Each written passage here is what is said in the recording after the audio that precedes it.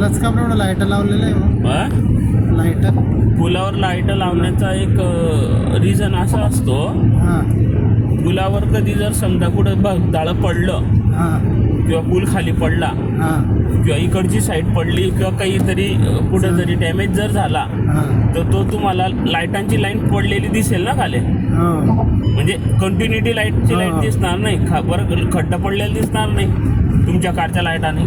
बरोबर. म्हणून पुलावरती लाईट लावणं हे त्यांचे कंपल्सरी आहे डायरेक्ट. बरं बरं. धुकं असतं ना तेव्हा बी लाईट लावतात ते. हां धुक्यामुळे रस्ता दिसत. हो.